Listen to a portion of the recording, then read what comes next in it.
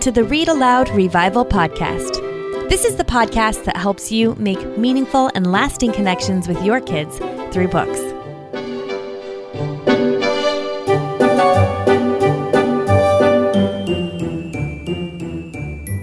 Hey, Sarah Mackenzie here. You've got episode 83. We're back for 2018. We've got an awesome season 12 ahead, a great lineup of podcast episodes, and I'm really glad you're here. You can expect a brand new podcast episode every Tuesday. You'll be the very first to know about the new podcast episodes and some other really great free resources we're rolling out this year to help you make meaningful and lasting connections with your kids. You want to join the email list to be the first to know and to make sure you don't miss a thing. Here's what happens when you join that email list. We immediately send you the Read-Aloud Revival book list. That's a book list that tens of thousands, almost 100,000 families trust. And we're updating it all the time. To get it, just head to readaloudrevival.com and pop your email in on the page there. Or you can simply text the word books to the number 345-345. So head to readaloudrevival.com or text the word books to the number 345-345. Well, today I am joined by the Read-Aloud Revival Community Director, Courtney Garrison, and the Read-Aloud Revival Podcast Manager, Kara Anderson. And we're going to be talking picture books for all ages. So whether you have young kids or you have teens, you want to stick around and listen to this whole episode. Now, during this conversation, we mention a few things. We mention several online resources that we found, and we're going to link to those in the show notes. So to get to those links easily, you just want to go to readaloudrevival.com/83.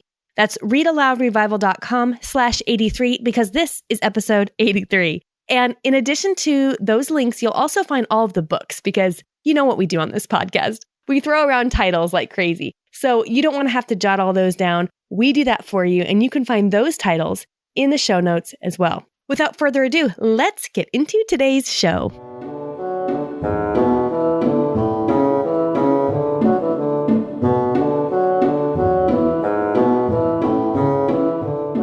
Kara and Courtney, thank you so much for joining me. I love it when we do podcasts together, so I'm so glad you're here today. Oh, thank you. Yeah, I'm excited. This is going to be so much fun. Actually, you know what? Just for our listeners' sake, I am going to point out each of your voices one at a time so that they know who belongs to who, because sometimes that can be tricky on a podcast. So, Courtney, do you want to tell our listeners maybe where you live and how many kids you have? Sure. I live in Portland, Oregon, and I've got 3 kids and 1 cat. And your kids are what ages? Let's see, 11, 8, and almost 5. Awesome. And Kara, what about you? I am in Northern Illinois. I am so close to the Wisconsin border, I could practically touch it. And I have 2 kids. They are 10 and 13, and we have 2 cats and a dog. And I always want more cats, but that's another story. We passed by a car yesterday on our way home from an outing. And you know those little decals people put on their cars where they have like the kids in the back. So they had 2 or 3 kids and 9 cats. So we were all trying to count. How many do they have? Yeah, it's kind of funny. Awesome. Okay. And then for any new listeners here, I'm Sarah and I have 6 kids. My oldest is 16 and my youngest are 4-year-old twins. So they kind of run the gamut of ages there. We have found, I think, in all of our families, how using picture books with older kids, with younger kids, with everybody together, or kids one-on-one can be a really special way to experience a book together. And Courtney, you're the one who really lit me on fire for picture books. I think I had sort of prioritized middle grade novels and just chapter books in general over picture books till you got me all fired up about them again. And I know you've been using picture books a lot in your homeschool. My youngest is almost 5, and we kind of take things slow, so it's not a real kindergarten year, but he's eager to join in what's happening with everyone else. And so he likes to be a part of things. And we have a very strong morning time rhythm where we are all together and we sing songs and we memorize poetry and scripture and do read-alouds. And so adding in read-alouds for him into that morning time would be a really fun, seamless thing. And then he could be a part of our school and we could still keep on with our rhythm. This is the second time that I've been through this program that I made up called ABC Picture Books. And I got the idea from Elizabeth Foss. She has a blog post called, Could This Be a Storybook Year? And it was her planning out a whole year of curriculum for a big range of grades, but only using picture books to talk about history, using picture books to talk about science, using picture books for the literature or the English portion, grammar portion. And I just love that idea. It just sparked my imagination and really was something that I wanted to try. But at the time that post was written, my kids were tiny, and there was no way that we needed an entire curriculum or that her ideas exactly would work for us. And so I knew I had to change it up to be something that would work for our family.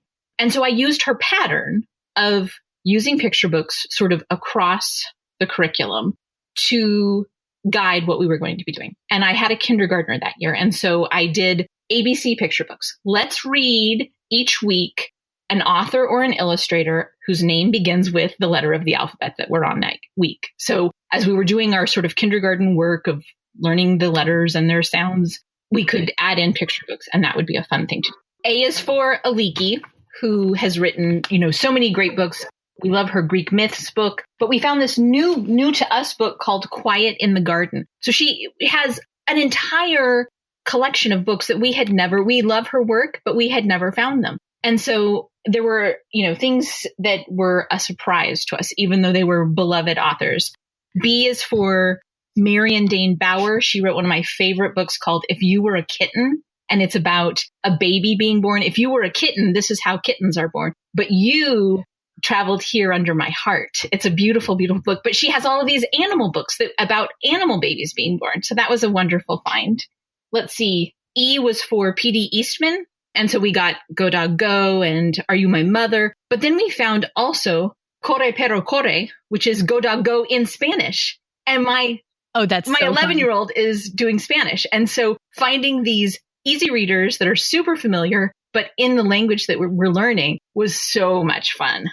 Does she take them both side by side and look at them? Especially with Go Dog Go, it's one that we almost have memorized anyways. And the vocabulary is pretty simple and it's very limited. And so it was very easy to see the one-to-one correspondences and be able to translate the books. That's awesome. So then you choose an author. And when you choose an author to go with the letter, are you already pretty familiar with their body of work, or are you surprised as much as your kids are? Well, the first time that I did it, I really had there was no planning involved. I went to the library and I went to the picture book section and I went to the A's, and whoever had a few books that were there on the shelf, that's who we did that year. And we found things that were a total surprise to us. There are books by Satomi Ichikawa, and it's a family of, I think they're squirrels. And it's the most lovely stories. And I'll get you the exact names. I don't have them here, but they're wonderful. And that was just because I went to the shelf and I needed iBooks, and there were 4 or 5 there.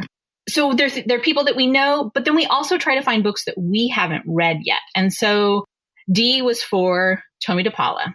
And we were supposed to only spend 1 week on Tommy, but guess how many it took us? I don't know, but he deserved however many you gave him. Weeks.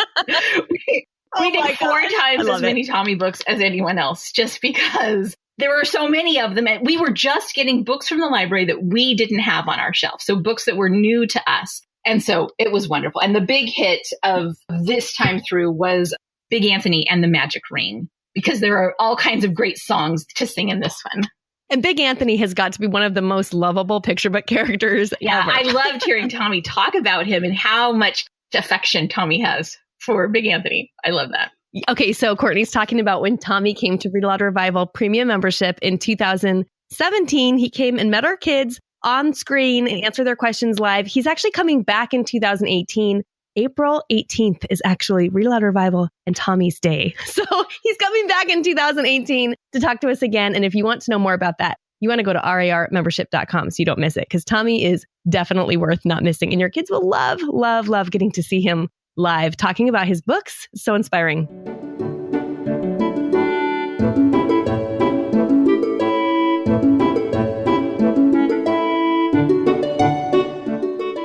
Okay, so what I like about your ABC thing, Courtney, is that it gives a framework to, you're saying pick picture books, but sometimes if we don't have any kind of a framework, it feels a little overwhelming because where do we start? So I like that. You're saying this week we're going to pick one with an author that starts with the letter A. You can go to the library to that section and it sort of limits your possibilities, which always makes things feel less overwhelming.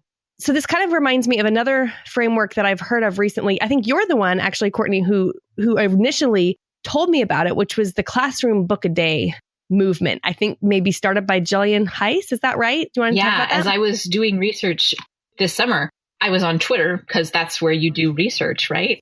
There was this great hashtag called classroom book a day. And all of these teachers, classroom teachers, were posting pictures of these grids of picture book covers. They had committed to taking class time to read picture books aloud to their 5th, 6th, 7th, 8th graders, and then keeping track through the year. And so they had this entire wall of pictures of the covers of picture books. And it was just absolutely enthralling to look at. I wish I had that kind of a wall to do for our ABC picture books. I haven't collected the covers yet, but I would love to do that. But you should definitely check out that hashtag because there's lots of inspiration there.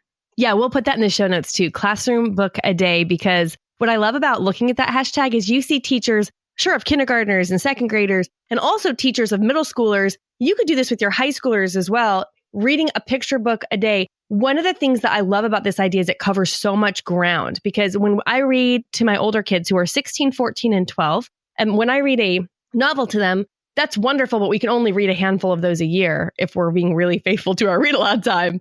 But picture books, you can cover a really wide range of topics and stories, and you get introduced to all these characters and settings, and because you can read an entire book in a day, right? And Kara, you've long read picture books with your older kids as well. Yes, we have. And I'm glad that we've stuck with it, because one of the things I've realized is that my favorite part of reading books with my kids is discussing the books with my kids. And when you're reading a picture book, you finish it that day. So you get to have a conversation that day. You don't have to wait until the very end of reading for, a week and a half or 2 weeks or longer when you're reading a novel. So we get to talk about all kinds of books that way. And we've planned some really fun unit studies around specific. I'll find a picture book and I'll think, oh, that is really cool. So then you go and you grab more books at the library that are about that topic. And before you know it, you have a whole informal unit study about that topic. Or we've had really good luck with some historical stuff, finding the books that Jane Yolen and Heidi Stempel wrote together. Some of them that have like a mystery theme, like the Mary Celeste and Roanoke and those kinds of books. It's such a great way to introduce a topic to your kids. And then we'll say, oh, well, there's more out there about Roanoke. And before you know it, they're sort of lit up by reading this picture book because you've just introduced it. And, just by sort of putting it out there to them, you say, I think this is really cool. What do you think? And then the next thing you know, they're going off and they're exploring on their own and they're finding videos and podcasts and everything else. So it can really kind of like light a fire to read a really good picture book with your older kids when they're capable of that independent study too, a little bit. Well, actually, you saying that reminds me that when I interviewed Caroline Starr Rose, and we can put the link to this episode we recently did with her as well in the show notes. She's a historical fiction writer of middle grade novels, one of my favorites. And she told me that her first step when she's researching any new idea for a new book is to go to the library and look at the picture books based on that topic, because it gives you a really good overview. You can tell if you're going to be interested in it. And we've all finished a picture book like that and think, I want to know more about either that author or that topic. And that's a really good way to just sort of get your kids really excited about digging into something on their own, or even to find out what interests them. Because you can read a lot, like you could read a picture book a day. And on the 10th day, you find out your child really, really is interested in that David Macaulay castle book and wants to know more about how castles were made. And that can start your child off on sort of a reading journey of their own. Yeah, too, I'd love to start historical research with picture books in just that way. Because a picture book, it's going to have the same information that an encyclopedia entry has, except it's going to have beautiful language. It's going to have illustrations that help you expand on the ideas. It's going to have all of the things that really light that fire of imagination. And so it's not just getting the dry facts. It's also, picture books provide a really neat entryway into those facts.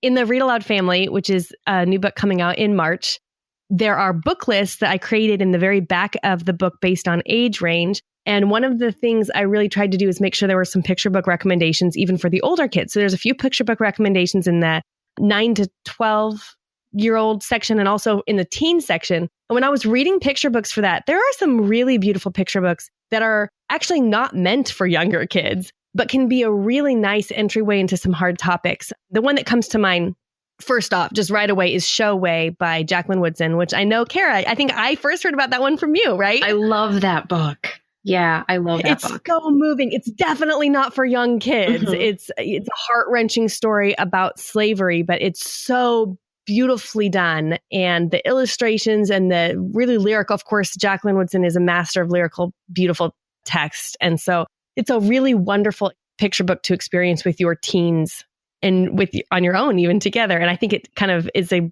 example of what you're talking about, of like diving into a new topic or something that might be you want to dig in a little bit deeper on with a picture book. So one of the things that I think Jillian Heiss mentions about the Classroom Book a Day is sort of these myriad benefits you get from being able to cover so much ground by reading picture books constantly with your older kids. One of those being the covering a lot of ground and being able to, learn about a lot of new topics. And another one is kind of what you mentioned before, Kara, which is this opportunity for discussion, because you can talk about a book when it's done. Like pretty much every day you could have a discussion based on the book that you just read, right? What else? Can you ladies remember anything else that she has mentioned as being a benefit of reading a picture book every day with your kids, regardless of their age? Sort of expanding on the idea of discussion, I think she talked about critical reading and analysis of books. And so when you're able to read more books, you're able to compare more books and have these broader discussions about, okay, so this week we've really been reading about this kind of thing.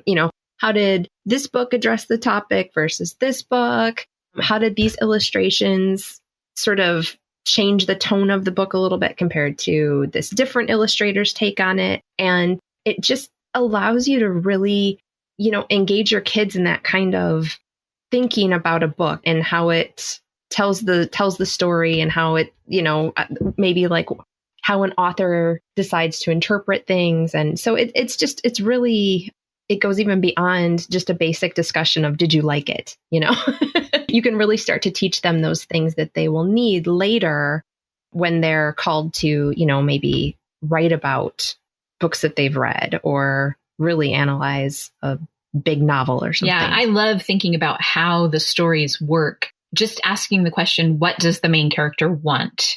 And asking that over a lot of different books, it really sort of makes it be almost, automatic that kids are looking for that sort of thing. What does Big Anthony want? Well, he wants to be beautiful like Stregonona, of course. What does the little boy and all of the animals in Quiet in the Garden, what do they want? They want to find their special place in the garden. And so just asking that question. And it's just like, it really is just a few seconds. It's not hard. You don't have to dig for these answers.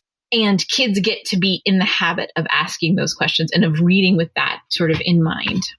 And you know what? I really like that you mentioned that you don't have to dig to get those answers, because I think that's one of the keys, is that I think we get intimidated by conversation or by asking questions because we think, I won't know how to dig out I don't know how to think well enough to dig out the right answer. But usually the best answer is the one that immediately comes to mind. It's just right on the surface. It's funny that you say that, because one of the best parts of our conversations is I said, what does Big Anthony want? Well, he wants to be beautiful like Stregonona, of course. And I say, of course, because that's the thing that comes right to my mind. But my kids don't always necessarily or ever necessarily agree with me. And that's our best conversations, is because, they say, oh no, what he wants is to be able to sing, and he wants to, have that ring and be fancy. And so like hearing their disagreements amongst all of us is really fun too.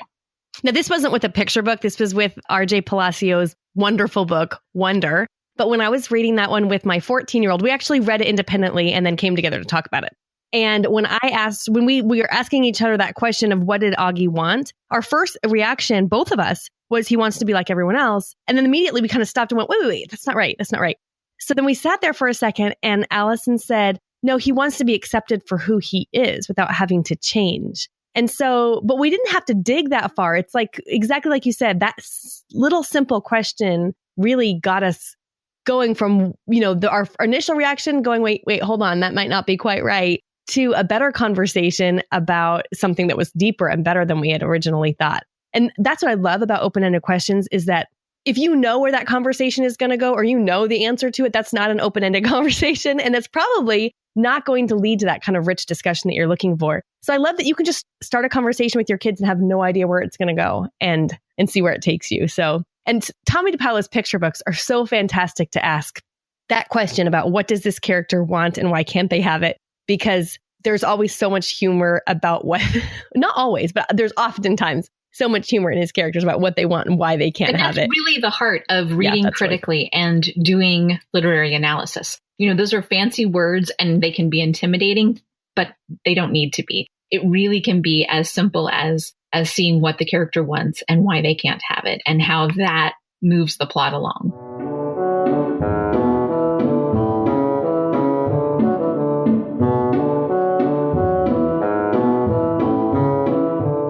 We'll get back to today's episode in just a moment, but I wanted to take a quick minute to make sure you know about the Read-Aloud family. This is a new book I wrote just for you. Here's what I know. You will never, ever regret the time you spend reading to your kids. Connecting deeply with our families can be kind of difficult, right? In our really busy and technology-driven world. But reading aloud is one of the best ways to be fully present with our kids, even after they can read to themselves. In the new book, The Read-Aloud Family, you'll find the inspiration you need to start a read-aloud movement in your own home. You'll discover how to prepare your kids for academic success, how to develop their empathy and compassion, all through reading aloud. You're going to learn how to find time to read aloud in the midst of your really busy day, school, sports, dinner dishes, all those pressures on your time and attention. And you'll learn how to choose books across a variety of sibling interests and ages. The best part is that you'll discover how to make reading aloud the very best part of your family's day. The Read-Aloud family also offers age-appropriate book lists from infancy all the way through adolescence.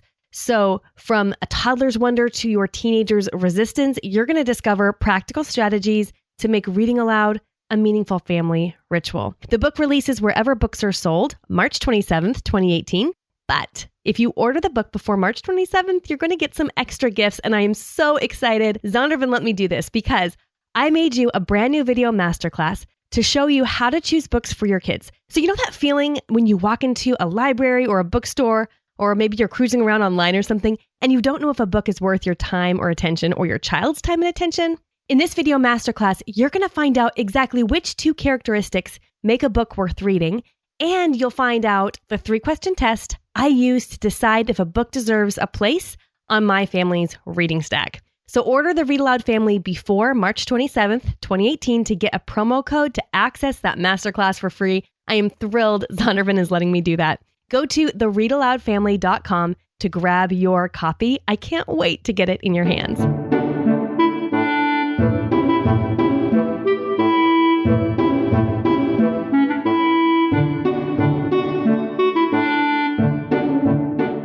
Another benefit that she talks about is helping kids learn about empathy. And I think that that's so huge. And through a picture book, a really good picture book, like you said, like Showway or Last Stop on Market Street, books like that expose kids to these ideas in a way that's not too big or scary because it is a picture book. So it's intended for children, but it opens them up to these kinds of concepts and and then seeing, that not every family is like theirs and that some families don't have money for food, and so being able to expose kids to those ideas. Or what was the one that we did with the little girl in Denmark during World War II? I'm blanking on the name of. Boxes for Katja by Candace Flynn. Yes. Mm-hmm. So in a book like that teaches history, but it also is showing empathy and it's showing the power of what one caring child can do. So books like that are just so powerful. And just because they also have gorgeous pictures and they're thin, they shouldn't be discounted. They can be incredibly powerful for our kids. Yeah, I think one way that works, Courtney, that I see that working is in taking the big historical moments, American slavery, World War II, and making them very small and human, making them the size of a little girl who lives in the Midwest and her experience, and helping, because then this giant thing that we can kind of hold at arm's length and say, that was the past. That doesn't have anything to do with me. Showay is another one that just really, you understand that character, you feel that character, and it gets you in a way that you didn't expect. Because you connect with the character. And then, what was it during the Jane Yolen event? One of the little girls said, I picture myself as the main character in your books. I mean, that's amazing that you can step into that character. And so it's almost like our kids get to experience this different life just for a minute, just for the 10 minutes that it takes to read a picture book, but they can feel that and experience that. And I mean, that's just amazing, you know? Well, I think this is so powerful too, because then when they look at the people around them in their life, the people they walk by down the street, the people they see across the library or the school yard or at the bus stop or at the mall, and you realize all of a sudden that all of these people have stories. And so in that way, I think reading picture books helps our kids love people better because they realize that and we realize too, this happens to me as an adult as well, realize that everybody has this story, and that's not just a face, that's a person that has this whole story, and they have things that they want and reasons they can't have it. And they're trying to accomplish something with their life. And it just gives us this more powerful experience of humanity around us, I think. One of the things that picture books do that by nature, other books that don't have illustrations can't, is they expose us to beautiful art, which I think to myself, if this is kind of a hokey thing, but I think all the time, if Laura Ingalls Wilder had the access to gorgeous art like our children had, all the time, we have literally the best artists of today making pictures for picture books that our kids can look at in their laps on a couch. That's amazing, right? And then recently I re-stumbled upon this book by Marianne Cole. I don't know if either of you have ever seen it. It's called Storybook Art. Okay, so I saw this book eons ago when my oldest daughter, who's now 16, was a baby. And it takes an artist like Eric Carle, for example, and it tells you to read some books by Eric Carle and look at the pictures. And then she has an art activity that goes along in his style. So your kids kind of get practice at his style of art. I think she would be a fantastic person to have on the podcast, actually, to talk about that. But she's got she's got Ezra Jack Keats and Eric Carle. I don't know if Tommy DePaola is in there or not. Molly Bang, some of these really great prolific children's illustrators where your kids can sort of practice different illustrative techniques. So if you have a child who maybe gets lit up by art, or if you have a kid like mine who thinks maybe she might want to be a picture book artist when she grows up, that book would be fantastic because she'd get to try on all these different techniques. We'll put a link to that in the show notes. But just the ability to be exposed to the amazing art that we can in picture books is a great gift that I think sometimes we take for granted. I love that. My son would do that on his own with his favorite books. He learned to draw in the style of Calvin and Hobbes, and he learned to draw in the style of Charles Schulz, and because he was so inspired by it, and he wanted those stories to continue beyond the books.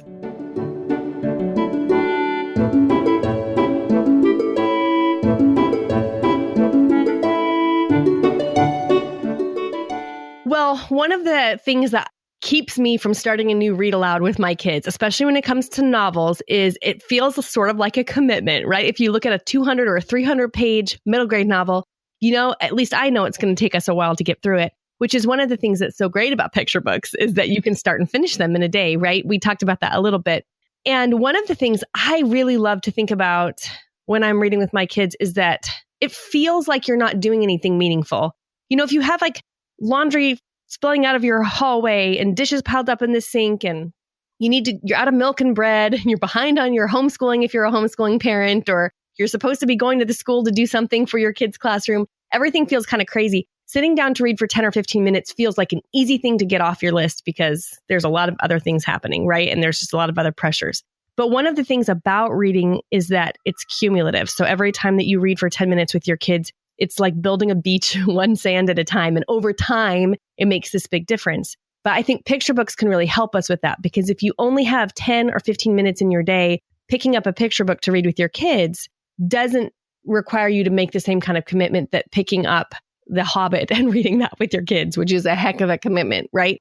Sometimes I have this strategy, I call it the filibuster, where I just sit down and I just start reading.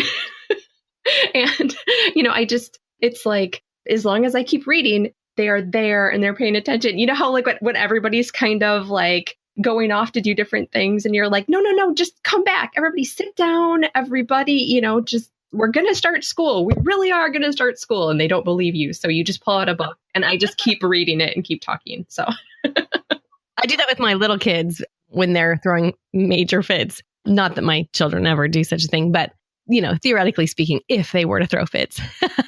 If I just I know I'll grab a picture book and I sit on the couch and then everyone kind of calms down and we'll start listening. Not if I say, who wants me to read a story? Right. That never works. But if you just sit down and then just start reading, they get sort of sucked in. And I always kick myself if I've only grabbed one picture book, because at the end, I think I just got to keep reading and everybody will stay calm. So then I'll have to be like to one of my bigger kids, go grab me some more picture books so I can just one after another. And then everybody kind of comes out of their orbit. And that's one of the best things about reading picture books is that it does create a little orbit of its own. It creates a way for us to be together. It draws us to the couch. Even kids who are too big to sit on your lap, they end up hanging over the couch or climbing on things. And so creating that feeling is one of the biggest gifts of picture books, I think. I do too. One of my favorite things is when I'm sitting on the couch reading to my 5 and 4-year-olds and I look up and I've got all these teenagers hanging over my shoulders because they wandered into the kitchen and happened to hear what I was reading. And now they're sucked in. They want to see the pictures. It's so great. The language, one of the things I don't know if we emphasize enough is that sometimes we think that the chapter books or middle grade novels or YA books or whatever are more sophisticated because of their language. But actually, think through this. A middle grade novel is usually written for an 8 to 12-year-old child to read on their own. You can read those to your kids. They're fantastic. But the language in a picture book is actually meant for an adult to read to a child. And so oftentimes the language and vocabulary and just the usage in those books is more complex and sophisticated than what we find in chapter books. So if you find yourself tempted to think, I'm not sure this counts because it's just a chapter book, so it probably doesn't have the sophisticated language patterns that a middle grade novel does, that's not actually true, right? Yeah, picture books are almost poetry oftentimes. And so it's really nice to have that exposure to beautiful language. And how many picture book authors have been, on the podcast or in premium membership that have talked about having to choose their words so carefully because they only have so many they can work with. So the way that they're written, the language is really poured over and, lots of decisions being made to make it the most powerful way to convey the message. Yeah, exactly. Which is why they're so delicious to read aloud too, is because they've been so carefully crafted for that purpose. So we should talk briefly about some great places to get picture book recommendations. Courtney, I love that you just pick a letter of the alphabet and then people could do this. They could say, we're going to do A this week and just go to the library and look in your A's and just pick one of those authors or pick a bunch of different authors with that start with A and make that an A week. That's a great framework. Another place you can get recommendations is that at Read-Aloud Revival, we have monthly picture book lists that are free to download. And you can get all of those at rarbooklist.com for free. We'll send that to you. And that will give you a great list of some of our Read-Aloud Revival favorites all throughout the year. Where else are favorite places? Well, we mentioned Elizabeth Foss, and she has a sister site called Serendipity, and it hasn't been updated in many years. And so the site itself is kind of wonky, but they've got so many recommendations and you can search on their site. So it might take a little doing, but there are great recommendations for science and history and geography read-alouds there. Yeah. And my friend Kate from My Little Poppies does this thing in the morning she calls coffee and books. And again, it's sort of like the filibuster strategy where it's like, if you can just get everybody seated and start reading something good, your day will, keep going in a positive direction. So just about every day on Instagram, she shares whatever they're reading and she has great suggestions. So I steal all of her ideas. So here is my challenge for our listeners. Make 2018 a picture book year in your home. You can do this in any way that fits your family. You can go really simple and just head to the library once a week or once a month and pick up picture books based on the alphabet, or you could talk to your librarian to see what their favorites are. You can use our Read-Aloud Revival monthly picture book lists and just read from those. Like go pick up all of February or all of March's picture book recommendations at your library and start reading those through the month. Just pick something off your shelf. If it's a hard time for you to get out and get new books, any picture book off your shelf, just grab it and start reading. One thing we have here at Read-Aloud Revival is a year-at-a-glance calendar that you can use to check off. Well, we use it in two ways. One way is that anytime you read aloud to your kids, you can just check off the day. And it's really fun to see all of those X's. I use an X when I check mine off, and I post it on my fridge. And when I see, even if though we're not reading aloud every single day, at the end of the month, I see quite a few X's on that month. And that sort of just builds momentum. And like I said, it's really hard to remember that those read it aloud sessions are so impactful because they don't necessarily feel like it in the moment. But when you look back over months or a year at a time of all those X's, you can kind of see what you're building. It's a way to visualize the impact that you're making on your kids, even if it doesn't feel like it in the nitty-gritty daily, grind. Another way that you could do that with this picture book challenge is to X off or highlight or color in a square on the calendar every day that you read a picture book. And this can be a picture book challenge that you take in your home to read more picture books with your kids. We'll put a link to that download for free, that year-at-a-glance calendar. So you can just print it off right in the show notes of today's show. And that way you can go grab it. And I would love to see if you start reading picture books with your kids. I would love to see on Instagram or Facebook, tag those Read-Aloud Revival, take pictures of your calendars and show us how often you're reading picture books with your kids. See if you can't read a picture book a day for the rest of 2018. That would be fantastic. I love picture books and we have a good habit going, but even so, I'm even more inspired. I don't have Courtney's system, which I love. I get super overwhelmed when I go to the library because I just see everything. So I just put everything in my bag or my 2 bags or my 3 bags. And I'm like, black sheep, 3 bags full. And so what happens is I have way too many books to actually share with my kids on, unless we were reading many a day. So I thought, it might be really nice, especially with some like nonfiction picture books, to leave one out for my kids each day too, just for them to peruse, at their leisure. So, and we hear a lot at Read-Aloud Revival from parents who say their kids won't actually pick up books that they necessarily recommend. Or if mom hands them a book and says, read this, it's like an instant, desire killer on part of the kid to read it. And if that's you, then strewing can be your friend because you can accidentally, I'm using air quotes here, but you can't see me. You can accidentally leave books out for your kids to discover on their own. And if they find it just laying around and pick it up, it's now their idea and not yours. And that can make it appealing all on its own. Well, ladies, thank you so much for joining me today. This has been fantastic. And I am looking forward to an awesome 2018 Yay! Reading picture books with my kids. I hope you are too.